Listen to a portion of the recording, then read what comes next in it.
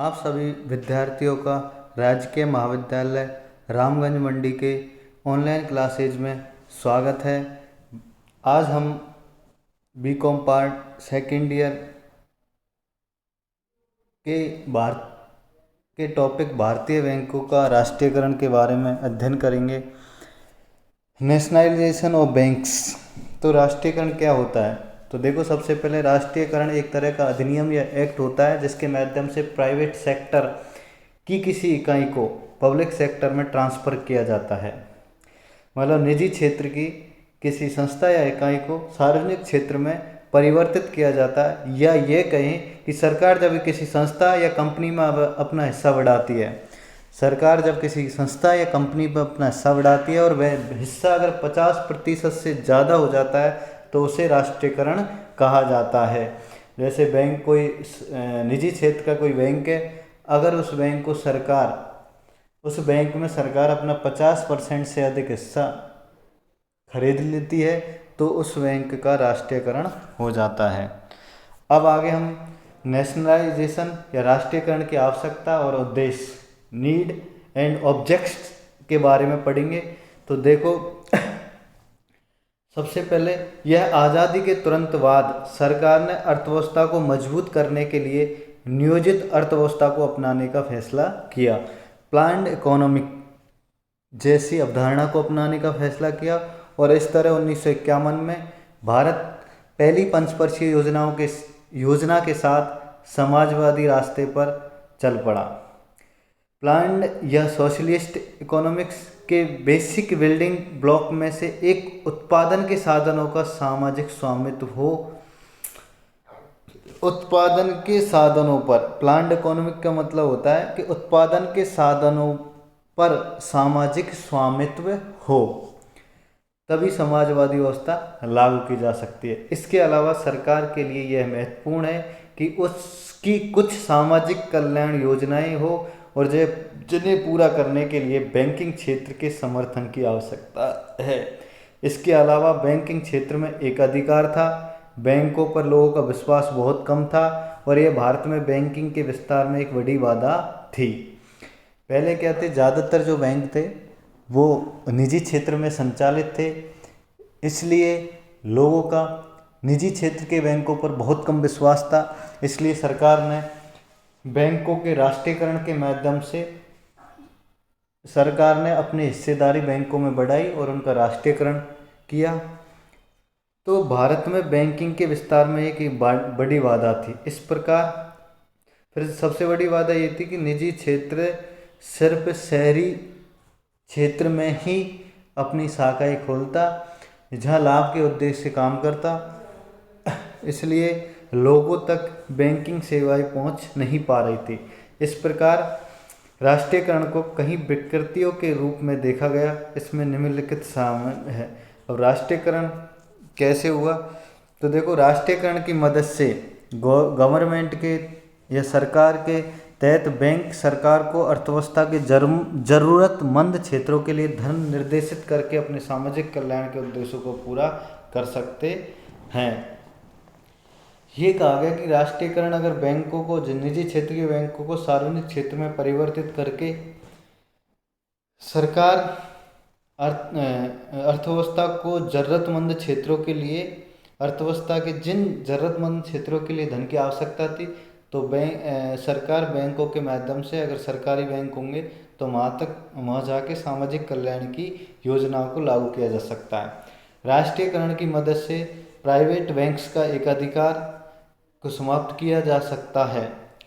Nationalisation के माध्यम से जो निजी क्षेत्र के बैंकों का मोनोपोली है उसको समाप्त किया जा सकता था। सरकार में लोगों के अंतर्निहित विश्वास के कारण राष्ट्रीयकरण को बैंकिंग को देश के सभी हिस्सों में विस्तारित करने में मदद करेगा। राष्ट्रीयकरण से बैंकिंग का जो क्षेत्र है वो भारत के प्रत्येक क्षेत्र में विस्तारित होगा। बैंकिंग क्षेत्र जनता के विश्वास स्तर में सुधार करने में मदद करता है, क्योंकि उन दिनों अधिकांश बैंकों के प्रति लोगों का भरोसा नहीं था। इसके साथ डाक विभाग के पास जमा राशि को सुरक्षित नहीं माना जाता था।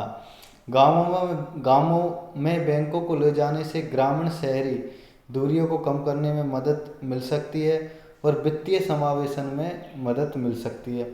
अगर ग्रामीण क्षेत्र में बैंकों का अधिक से अधिक शाखाएं होगी तो न केवल ग्रामीण क्षेत्र का विकास होगा, बल्कि जो फाइनेंशियल इंक्लूजन जैसे उद्देश्यों को सरकार द्वारा आसानी से प्राप्त किया जा सकता है। राष्ट्रीयकरण के साथ कृषि और सहयोगी गतिविधियों को अधिक समय पर धन दिया जा सकता है। राष्ट्रीयकरण के साथ, क्योंकि राष्ट्रीयकरण करेंगे तो सरकार का जो बैंकिंग में हिस्सेदारी बढ़ेगी, तो सरकार सामाजिक कल्याण की योजनाओं को लागू करने के लिए ग्रामीण क्षेत्रों में अधिक से अधिक शाखाएं खोलेगी और वो शाखाएं कृषि क्षेत्र के लिए अधिक से अधिक ऋण उपलब्ध करवाएगी। साथ ही कृषि और सहयोगी गतिविधियों को अधिक समय पर धन दिया जा सकता है और उनका शोषण भी नहीं होगा।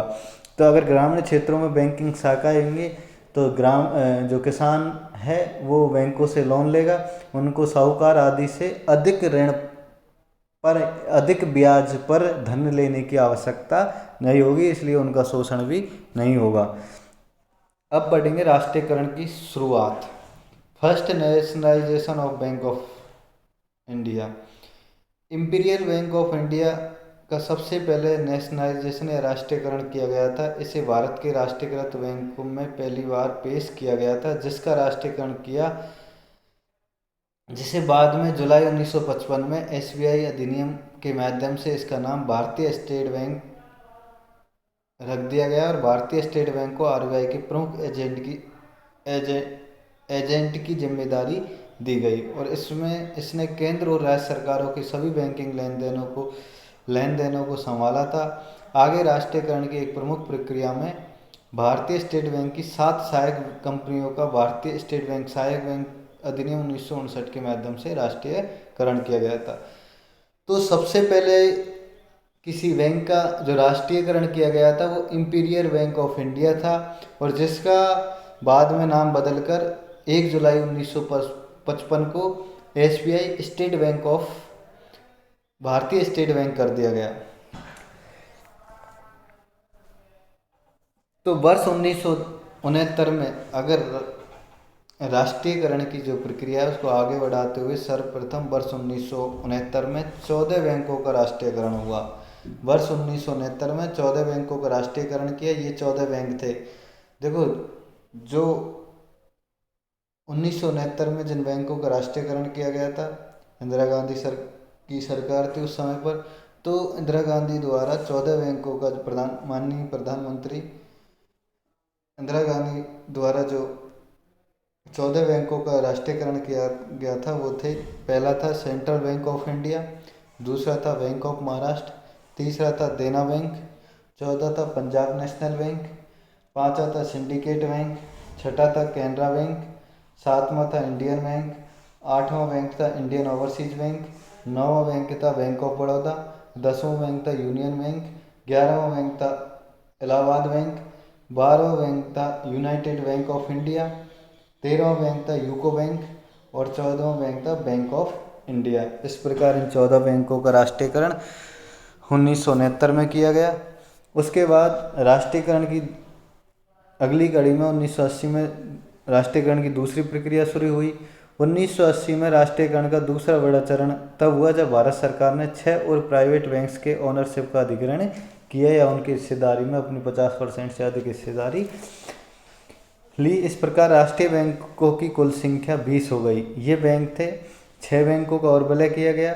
जो 6 बैंक निम्न थे: पंजाब एंड सिंध बैंक, दूसरा विजया बैंक, तीसरा ओरिएंटल बैंक ऑफ इंडिया, चौथा कारपोरेट बैंक, पांचवा आंध्रा बैंक और छठा न्यू बैंक ऑफ इंडिया।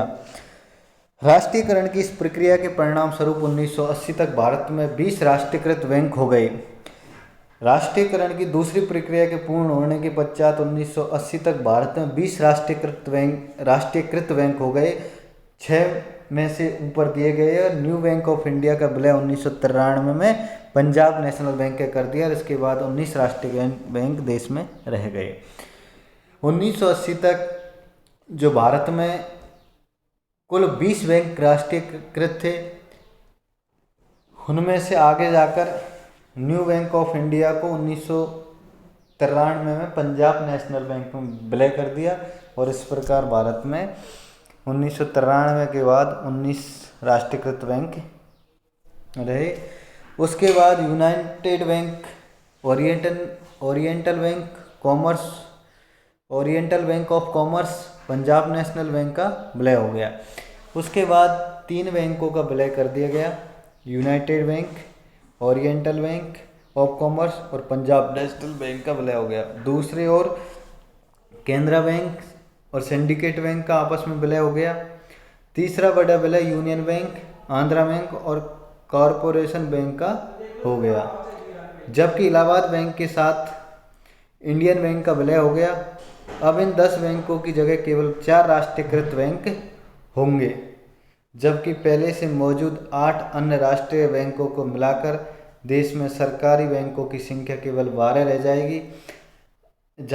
आइए जानते हैं कि अब देश में कौन कौन से सरकारी बैंक रह जाएंगे और पहले से मौजूद सरकारी बैंक जो अकेले वजूद में है।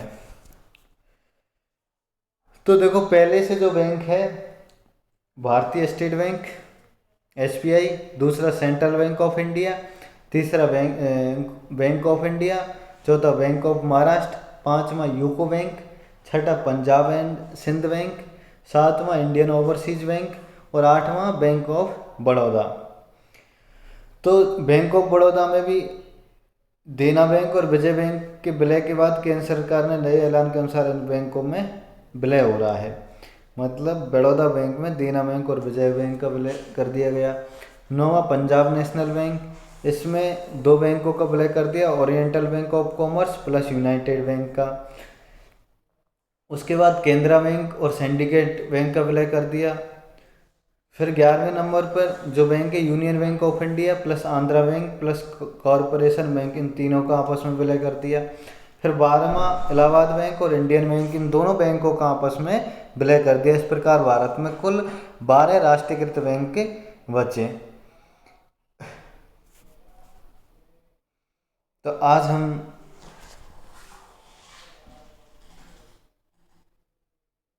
राष्ट्रीयकरण के बारे में इतना ही अध्ययन करेंगे। इससे अगले जो वर्तमान समय में राष्ट्रीयकृत बैंकों की संख्या है या किन किन 12 बैंक जो बचे राष्ट्रीयकृत, इनमें इनका भी सरकार द्वारा विलय की प्रक्रिया जारी है। तो इनके बारे में भी आगे हम विस्तार से पढ़ेंगे अगले यूट्यूब चैनल में अगले वीडियो के माध्यम से।